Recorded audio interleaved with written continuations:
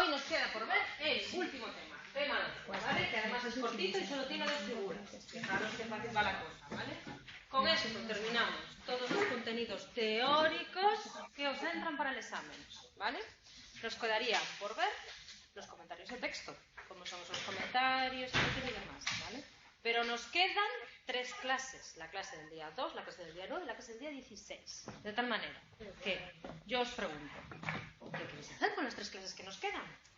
Hacemos un repaso general, hacemos con los comentarios de texto y venga. Yo diría mitad y mitad. 50-50. Sí, Vale. ¿Qué queréis empezar? ¿Por los comentarios o por el repaso general? comentarios.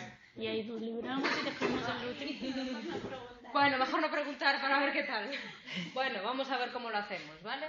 Pero bueno, que con 3 clases nos da tiempo de sobra a revisar y a repasar todos los comentarios de texto que os puedan caer, ¿vale? Vale. Ya sabéis que, bueno, os explicaré con calma la semana que viene, que es un fragmento de texto y unas preguntas teóricas relacionadas con el fragmento de texto, ¿vale? Ya os pondré ejemplos. Bueno, último tema, tema 12, ¿vale?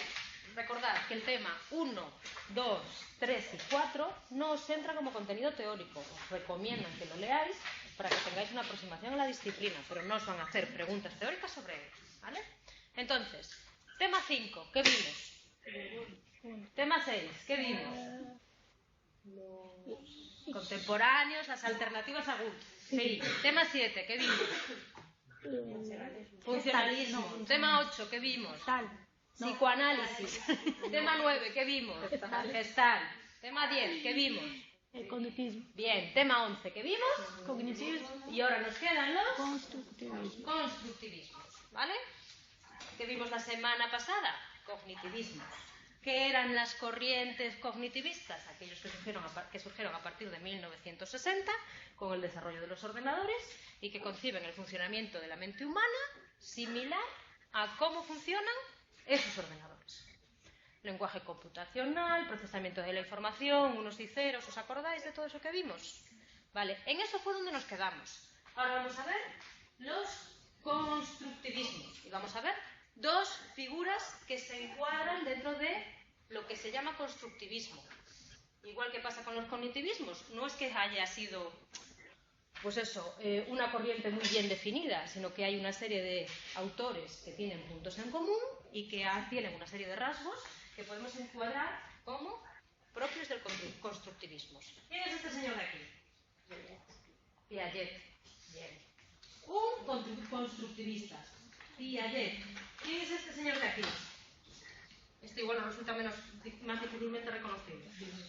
Vygotsky. Muy bien. Vygotsky. Bueno, lo que sea, como se escribe. Ya ni me acuerdo, ¿vale? Estos 2 señores de aquí, nosotros los vamos a caracterizar como constructivistas. ¿Y qué quiere decir que yo me caracterice como constructivista? ¿Vale?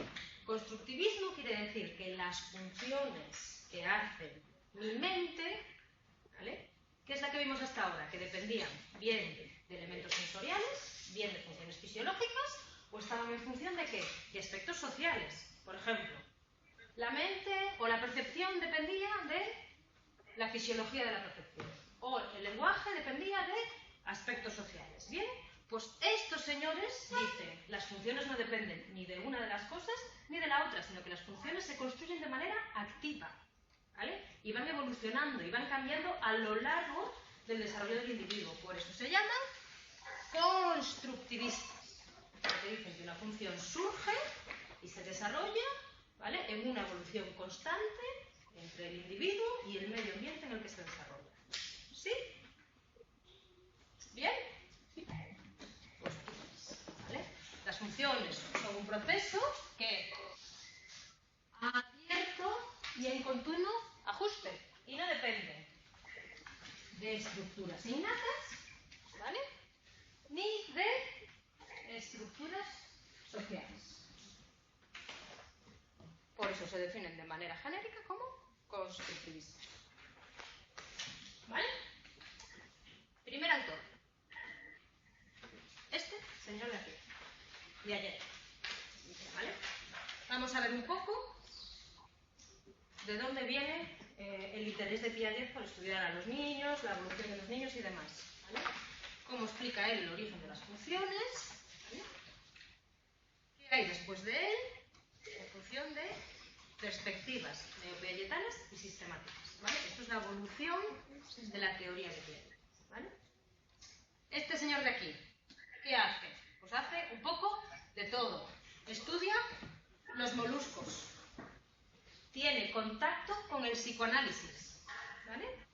Y en el 1919 se traslada a París para adaptar los test mentales que se estaban utilizando en Gran Bretaña, ¿vale? Todos los test esos que medían la inteligencia de los niños y demás, pues él es el encargado de adaptarlo a la población francesa, a los niños franceses. Es a partir de 1919 cuando entra en contacto, ¿vale?, con los niños y con la inteligencia de los niños.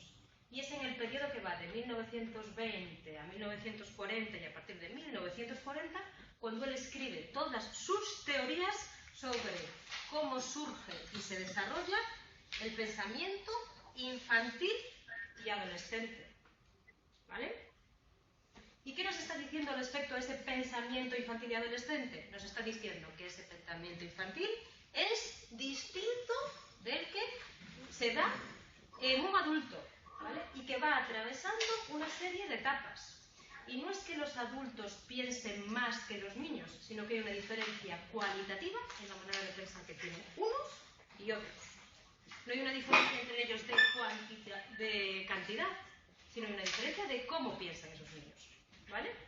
En 1920 y en 1940, a través de los estudios con los niños franceses y del estudio de sus propios hijos, de cómo los ve interactuar y cómo los ve jugar y demás, él escribe el lenguaje y pensamiento en el niño, el juicio y el razonamiento en el niño, la representación del mundo en el niño, la causalidad física en el niño, el juicio moral en el niño y el nacimiento de la inteligencia en el niño.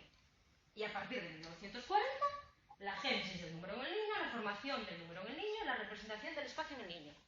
Entonces, todo su trabajo se centra en saber cómo los niños adquieren determinadas funciones. ¿Sí? Vale.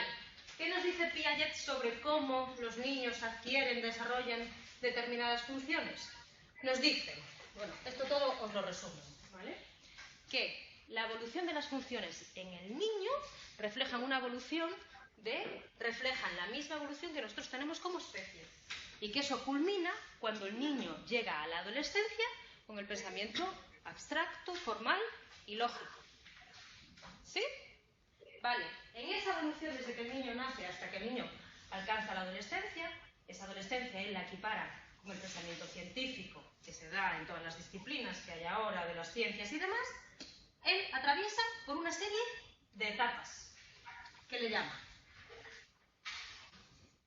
sensoriomotora, ahora las veremos una hora, preoperacional, concreta operacional y formal operacional, ¿vale? Esas etapas en las que va pasando el pensamiento del niño van evolucionando y se van complicando y al principio del todo no son más que reflejos y terminan por ser un pensamiento abstracto propio de lo que puede tener una persona adulta y propio, ¿vale?, de las ciencias del conocimiento. ¿Sí? Bien. Primera etapa que atraviesa el pensamiento del niño. Etapa sensomotora o sensomotriz, ¿vale?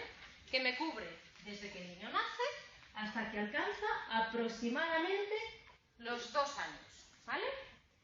Y se basa en los ejemplos que nos daba Baldwin de las reacciones circulares, de cuando hablamos de las funciones psicológicas, ¿vale? Dice que los niños en esta etapa que va desde los 0 hasta los 2 años tienen reacciones circulares primarias, circulares secundarias y circulares terciarias. ¿Cómo son esa manera de pensar de los niños? ¿Cómo son esas reacciones circulares primarias? ¿Vale? Movimientos reflejos, que al hacerlos los niños adquieren una gratificación, adquieren un placer, como puede ser el succionar el dedo, el succionar un pezón y demás, ¿vale? Esas reacciones circulares primarias, instintivas, reflejas, van evolucionando, ¿vale?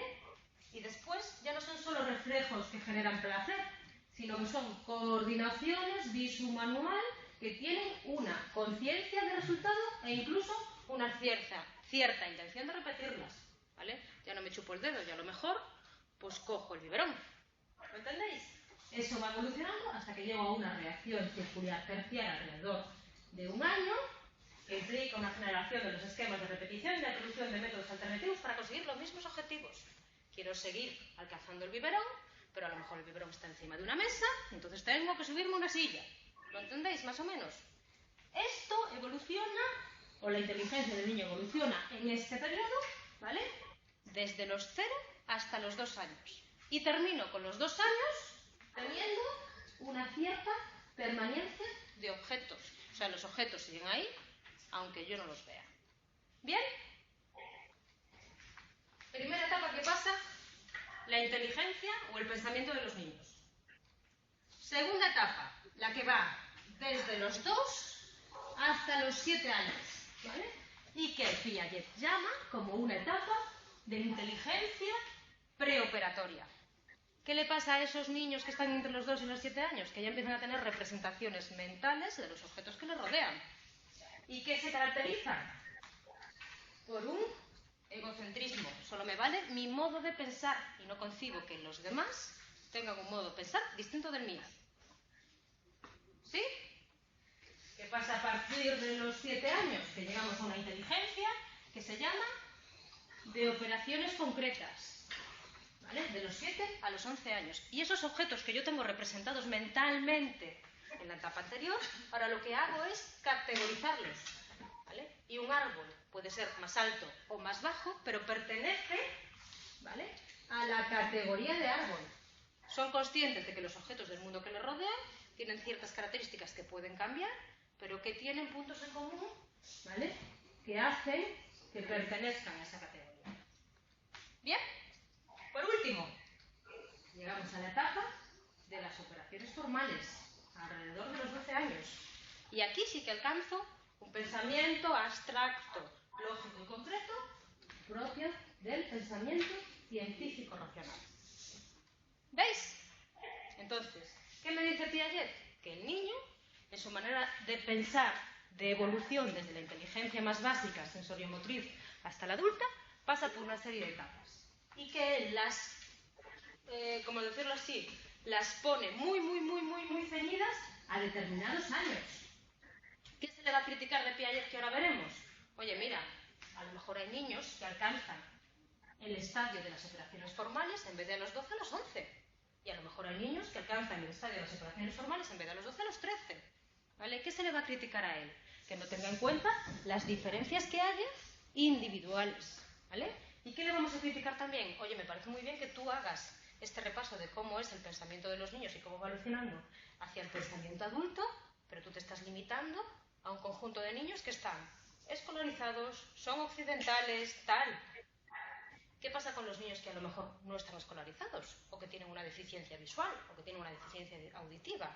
Esas son las críticas, ¿vale?, que le van a llover a Piaget. Tú te estás centrando en un prototipo de niño, que es el niño occidental europeo, de clase media o alta, y que está escolarizado. ¿Vale? Te estás dejando a aquellos que tienen algún tipo de invidencia. ¿Vale? Y te estás dejando todas las diferencias culturales que puede haber con los niños. Ojo, y tampoco me estás explicando, ¿dónde están? ¿Por qué unos niños adquieren una etapa antes que otros? ¿Vale? Para tratar de solventar alguna de estas críticas, vienen los de las teorías neopiagetanas. ¿Vale? ¿Qué me dicen? ¿Qué me tratan de explicar? Esos desfases que no me estaba explicando Piaget. ¿Vale? Me tratan de explicar las diferencias que puede haber entre los individuos, la relación entre el aprendizaje y el desarrollo, los mecanismos concretos de los mecanismos concretos a través de los que se producen los cambios cualitativos. ¿Vale? Estas perspectivas neopiagetanas pretenden coger y decir, oye, aquellas cosas que Piaget no era capaz de explicar, te las voy a explicar yo. ¿Y a qué voy a recurrir? A lo que estaba en boga hasta hace bien poco. La psicología cognitiva y toda la teoría del procesamiento de la información. ¿Lo entendéis? ¿Vale? esas perspectivas, qué autores serán los que definan esas perspectivas neopiagetanas? Robert Case y Arnett Karlov Smith. ¿Qué me dicen estos autores? Ojo, este señor de aquí me redefine las etapas que me había definido Piaget, pero le mete ¿qué? El lenguaje de la psicología cognitiva. Y no me habla de operaciones sensomotoras, relacionales, dimensionales y vectoriales. Muy bien, las operaciones sensoriomotoras se caracterizan por movimientos, las relacionales se caracterizan por una codificación lingüística y simbólica en general, las dimensionales son relaciones aritméticas y las vectoriales presentan una racionalidad matemáticas. El cambio entre unas y ellas, el cambio entre unas y otras sería consecución de ¿qué? De distintas formas de representación, ¿vale? De distintas maneras de computación, que es lo que tienen ¿qué? Los ordenadores. ¿Qué me dice esta señora de aquí? Mantiene una postura más cognitivista que Piagetana y concede en relación nacido más capacidades psicológicas que las que le daba Piaget, no solo reflejos, señalando el carácter activo del sujeto en el desarrollo. ¿Vale? Oye, Piaget, es que tú me estás basando que parte solo de reflejos y el niño tiene más capacidades que simplemente las instintivas cuando nace. ¿Sí? ¿Qué pasará con las personas? ¡Hola!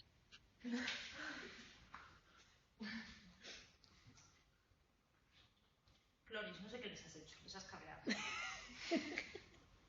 Ay, no puse yo la pizarra. Me cago en la puñeta. Ahora. Me olvidé de la pillada. Bueno, da igual, no pasa nada. Me olvidé de la pizarra, no pasa nada. ¿Qué pasa con esas perspectivas que llamamos sistémicas? ¿O a qué hace referencia a todo lo que veáis que es sistémico? ¿Vale? Lo que es sistémico siempre trata del todo, de todas las influencias que puede recibir un individuo en un determinado momento y que estén a lo mejor condicionando su desarrollo, que esté condicionando a lo mejor su función. Entonces, la perspectiva sistémica hace referencia a yo, determinante de un individuo, tengo sus características individuales, sus características personales, sus características sociales y demás, y lo trato de meter todo como en un quantum. ¿Vale? Pues las perspectivas sistémicas post-piagetanas me dicen que en el desarrollo de un individuo afecta ¿qué? El estado en el que se encuentra, el grado de variación que se produce, ya sea por tensiones externas o externas, y los recursos cognitivos de los que dispone. ¿Vale? Todo lo que sea sistémico hace referencia a una totalidad. Yo si quiero tratar a un individuo desde una perspectiva sistémica, tengo que hacer caso a sus variables individuales, sus conocimientos sociales, todo lo demás. ¿Vale? En este caso, este autor me dice que dentro de las perspectivas sistémicas posteriores a Piaget, tengo que hacer caso a lo biológico, lo psicológico y lo social. Bien. Conocimiento evoluciona, bueno, esto lo leí. Evoluciona por desequilibrios y reorganizaciones sucesivas y es modulado por las condiciones del entorno. El desarrollo consiste en un intercambio entre el entorno y el sistema con un cierto grado de equilibrio y autonomía de este último. ¿Vale? Primer autor. ¿Entendemos o no entendemos? Vale. Segundo autor. Vygotsky. El señor murió muy joven, ¿vale? ¿Y qué hizo? Hizo varias cosas. Primero, criticar que la psicología se basase en paradigmas que echan mierda los unos sobre los otros. ¿Vale? Entonces, él pretende que la psicología, ojo, trate la mente como una totalidad y que se nutra de todas las influencias que pueda recibir, pero que no se base en yo soy cognitivista de una cosa y vosotros los que decíais otra anterior no tenéis ni puñetera idea. ¿Vale? Nos dice que para analizar la mente de un individuo tengo que fijarme en su ontogénesis, en el desarrollo que tiene ese individuo desde que nace hasta que llega a un punto, en su filogénesis, en el desarrollo que tiene ese individuo o la especie a la que pertenece, ¿vale? Y en su historiogénesis, en el momento social, ¿vale? Y me habla de cómo surge el pensamiento y el lenguaje. Esto respecto a la teoría de Vygotsky. Y las aplicaciones que tienen las teorías de Vygotsky van desde la interpretación de obras de arte, cómo hay a lo mejor un trastorno neuropsicológico que afecte a una determinada estructura. ¿Qué es lo que pasa, ¿vale?, cuando yo comparo individuos, ¿vale?, de distinta población, de distinto país y demás, ¿vale?, y cómo está afectando eso a la educación de los individuos, ¿vale? Entonces este tío, primero que dijo, vamos a unificar lo que nosotros entendemos la psicología, vamos a unificar, ¿vale?, lo que es el estudio de la mente, cómo yo concibo que debe de ser ese estudio y qué aplicaciones tiene ese estudio para estos ámbitos de aquí. ¿Qué pasará después de Vygotsky? Que muchas de esas cosas que él me dice que son la psicología y demás, ¿vale?, se desarrollarán en disciplinas contemporáneas, la neuropsicología, ¿vale? Esto lo vemos después. ¿Bien? Vale, este señor de aquí. Primera etapa que vamos a ver de Vygotsky. ¿En qué se basa? ¿Vale? Vygotsky me dice, oye, hasta el momento yo tengo dos tradiciones clásicas. La tradición que él le llama reflexológica, que sostiene que la mecánica y el automatismo fisiológico eran la base de la conducta, o sea, reacciones, estímulos, respuestas, etcétera y demás, y la psicología marxista, que utiliza los planteamientos de la psicología y la conciencia para construir al hombre nuevo soviético, ¿vale? Este se va a quedar en el medio de estos dos, ¿vale? Va a coger parte de esa tradición reflexológica y parte, ¿vale?, de la psicología marxista, del hombre social y demás, ¿vale? Y lo primero que va a hacer es criticar a sus... Espera, que no tengo la siguiente. Y lo primero que va a criticar es a sus antecesores. Chicos, vamos a hacer una única postura de lo que es la psicología, ¿vale? Vamos a definir, ¿vale?, la psicología de una manera total y de una manera coherente, ¿vale? Dejémonos de hablar de distintas escuelas psicológicas. Vamos a ver qué es eso de la mente, qué pasa con ella, qué funciones tiene esa mente, ¿vale? Volvemos al funcionalismo, volvemos a lo que decía James.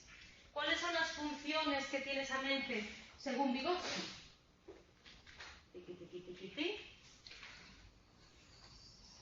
Enfrentarse, ¿qué?, a un determinado problema, ¿vale?, y tomar una decisión. ¿Qué es lo que surge? ¿Cuándo surge la mente? ¿Cuándo surge la conciencia? Cuando yo ya no soy capaz de responder a un problema de manera automática, ¿vale? Esa es la principal función que tendrá la mente para Vygotsky, ¿vale? ¿Cuándo entra en juego ella? Cuando mis reflejos automáticos que he heredado a través de la filogenética no son suficientes para enfrentarme a un problema. De tal manera que esa conciencia es activa, es lo mismo que nos decía James, ¿os acordáis? ¿Vale? Esa conciencia es ¿qué? Compleja. Y surge cuando lo que yo tengo de manera instintiva no me está sirviendo. ¿Bien? ¿Sí o no? Sí. Bueno, vale. Si yo tengo una mente activa y unos reflejos automáticos, me quiere decir que en la mente de un individuo, ¿vale?, hay distintos ¿qué? Niveles o distintas clases. El nivel más bajo es el nivel ¿qué? Filogenético. La historia de un individuo desde que somos monos hasta que llegamos a ser seres humanos. ¿Sí? El siguiente nivel es el cultural. Proceso específico a través del cual se transmiten los logros de la experiencia humana de generación en generación. Y el último nivel es el ontogenético, el desarrollo de cada sujeto particular desde su nacimiento hasta su muerte, ¿vale?, donde se produce el encuentro entre este nivel de aquí y este nivel de aquí. Bien, ¿lo entendemos? ¿Sí? Los veo yo muy despiertos, ¿vale? Esa admisión de niveles y demás me implica que habrá funciones inferiores y funciones ¿qué? Superiores. ¿Os acordáis de lo que habíamos visto de la computación, del cognitivismo? Una CPU que dirige un proceso o el resto de procesos que se realizan más de manera automática. Aquí tenéis el doble nivel de Vygotsky. Unas funciones inferiores, unos niveles inferiores automáticos instintivos y unos niveles superiores. ¿Sí o no? Yo acudiré a una u otra en función del problema que me vaya encontrando. Cuando las funciones inferiores o las instintivas no son las suficientes, ¿qué recorreré? ¿A qué recurriré? A esas funciones superiores. Bien, ¿lo vemos? ¿Sí o no? ¿Vale? ¿Qué papel surgirá el pensamiento? ¿Qué papel tendrá el lenguaje? ¿Vale? El lenguaje será la herramienta básica para que el sujeto se relacione con un mundo y dé sentido a su propia vida. La conciencia se construye a través de significados aprendidos, a través de los distintos referentes sociales. ¿Vale? Tanto pensamiento como lenguaje tienen un origen social y son determinados por la cultura. ¿Vale? ¿Qué nos dice Vygotsky? Que pensamiento y lenguaje tienen distintas raíces, pero que se entrecruzan desde un momento muy próximo en la vida de un individuo, de tal manera que quedan determinadas la una por la otra. Y me dice que los procesos psicológicos, ¿vale?, se forman doblemente. En la ley de la doble formación de los procesos psicológicos, primero una función psicológica nace en un plano social y después es interiorizada por el individuo. Se interioriza, pasa a ser intrapsicológica. ¿Sí? Aplicaciones de las teorías de Vygotsky a distintas áreas, como puede ser el arte, la neuropsicología, lo que será posteriormente la neuropsicología, los estudios transculturales y la educación. Interpretación de Vygotsky, ¿vale?, de lo que es el arte o lo que es la estética. El arte es uno de los más altos productos culturales del espíritu humano, según Vygotsky. Y una obra de arte es lo que él llama un mediador cultural. Aquí vuelve a los térmicos psicoanalíticos de la catarsis, ¿vale? El objeto del análisis no será la psique individual del creador o espectador, sino la propia obra de arte. ¿Vale? ¿Qué me dice Vygotsky de los déficits neuropsicológicos, de las funciones, ¿vale?, que están afectadas a lo mejor por un accidente cerebrovascular o por un infarto? Bueno, os lo leéis esto, que es lo de la interpretación de los textos. ¿Qué me dice Vygotsky sobre las patologías físicas y mentales? Que un daño neurológico lo que hace es, o lo que es un mecanismo de regresión, ¿vale? Afecta a un área que a lo mejor se encarga de funciones superiores, que como está dañada, lo que hace es que esa función sea asumida, ¿vale?, por procesos inferiores hasta que no se desarrolla. Eso es lo moderno que hemos visto nosotros ahora de qué, de cómo hay una rehabilitación neuropsicológica, ¿vale? Pues esto es en lo primitivo de todo. ¿Qué sabemos nosotros ahora sobre los accidentes cerebrovasculares? Que cuando se produce un daño en una zona concreta del cerebro que se encarga de una determinada función, el cerebro que se reorganiza y va adquiriendo vías, ¿vale?, para realizar esa función. Pues eso es lo que me está diciendo Vygotsky. Las funciones psicológicas superiores que hasta el momento del trauma estaban a cargo de un área afectada tienen que ser compensadas por la acción de áreas inferiores o primitivas. Esto es la base de la neuropsicología moderna. ¿Lo entendéis? ¿Qué me dice Vygotsky también respecto a los estudios transculturales? Él está estudiando una zona concreta de Mongolia donde hay una parte de la población muy rural y una parte de la población, ¿vale?, que ya está, por decirlo así, urbanizada. Y en esa diferencia entre la zona más rural y la zona más urbanizada es donde él ve reflejado lo que él considera un pensamiento muy primitivo y un pensamiento con un razonamiento lógico y abstracto. Los que se encontraban en una postura intermedia entre los campesinos y la zona urbanizada, ¿vale?, habían entrado en contacto con el pensamiento abstracto sin ser conscientes de ello, por lo que en ocasiones seguían recurriendo a su experiencia habitual para resolver tareas interpuestas. ¿Lo entendemos o no entendemos? Venga, siguiente aplicación de Vygotsky a la educación. ¿Qué me dice Vygotsky respecto a la educación? Entiende que el aprendizaje es una actividad abierta en la que el niño y el adolescente construyen creativamente sus estructuras lingüísticas cognitivas, concede gran importancia a la idea de mediación, a la utilización de los recursos del entorno por parte del niño y especialmente a la ayuda de los adultos, distinguiendo en qué, entre dos zonas, zona de desarrollo próximo, zona de desarrollo actual. Zona de desarrollo próximo como aquello que el niño no realiza de manera autónoma, pero solo mediante la ayuda de un adulto, ¿vale? Y la zona de desarrollo actual es aquello que el niño es capaz de hacer de manera autónoma. ¿Sí? Venga, pues pasamos.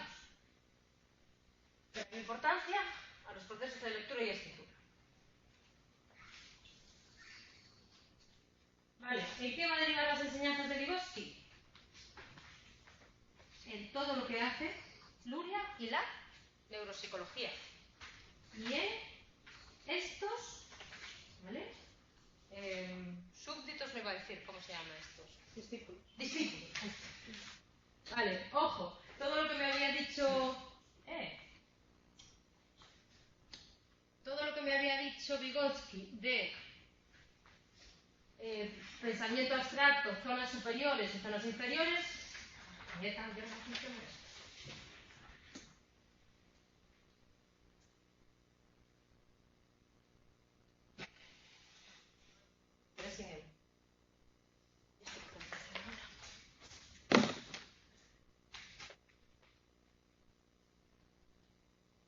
Sigo aquí. A ver, vamos allá. Aquí sí no irás. Vale.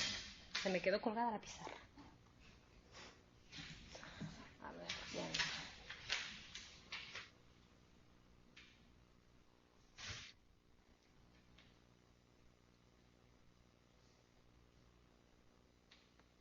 ¿Qué pasó?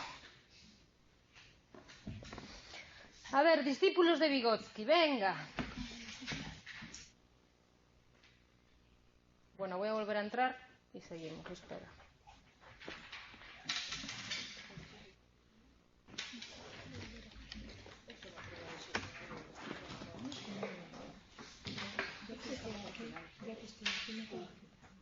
No desesperéis, no desesperéis.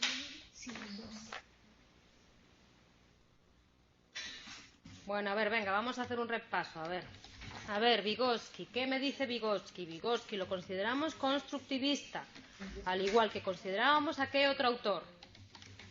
Venga, chicos, a Piaget, ¿vale? ¿Qué me dicen de manera genérica los constructivistas? Que las funciones psicológicas no están determinadas por lo que es la fisiología ni por lo que es el entorno social, sino que son algo activo al individuo, se construyen, se transforman. Piaget ya vimos cómo estudiaba eso a través de las distintas etapas que pasaba el pensamiento infantil para convertirse en pensamiento adulto. Piaget me decía, el pensamiento adulto y el pensamiento infantil se diferencian no de manera cuantitativa, sino de manera cualitativa, y la manera que tienen que pensar los niños es distinta que la que tienen de pensar los adultos. ¿Bien? En su manera de evolucionar del pensamiento infantil al pensamiento adulto, el niño pasa por una serie de etapas: sensorio-motriz, preoperacional, operacional concreta, operacional formales y demás, ¿vale? Y además de todo, van reflejando cómo evoluciona el pensamiento de la historia del individuo, desde lo más básico, hasta el pensamiento científico actual. Vale, eso nos quedamos con Piaget, perfecto. ¿Qué me dijo Vygotsky? Vygotsky me dijo también esa función activa que tiene la mente, ¿vale? Dice que la mente tiene una serie de funciones, que unas son más innatas, son más inferiores, y otras que son superiores, ¿vale? Las más innatas y las más inferiores son aquellas que son instintivas, reflejas, las que son más básicas y las que están determinadas filogenéticamente, ¿vale? Las funciones superiores son las activas, las que yo pongo en funcionamiento, ¿vale? Cuando me tengo que enfrentar a un problema y que aquellos recursos básicos instintivos no me dan la solución.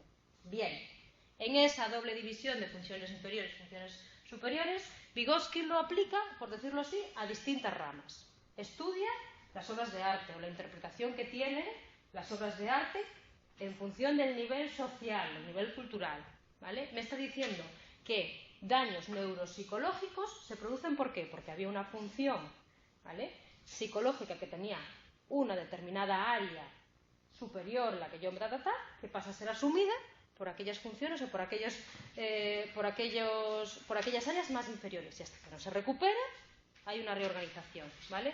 Me está diciendo que el pensamiento y el lenguaje son raíces distintas y que conviven, ¿vale?, desde muy joven en el desarrollo de un individuo, y que las cosas se aprenden dos veces, primero en un nivel más social y después son interiorizadas. Ese doble nivel él también lo refleja en la educación, donde me dice que yo para aprender tengo como dos zonas de desarrollo. Una zona de desarrollo próximo, cosas que no sé hacer, no sé que me ayude un adulto, y una zona de desarrollo real, que son las cosas que yo puedo hacer.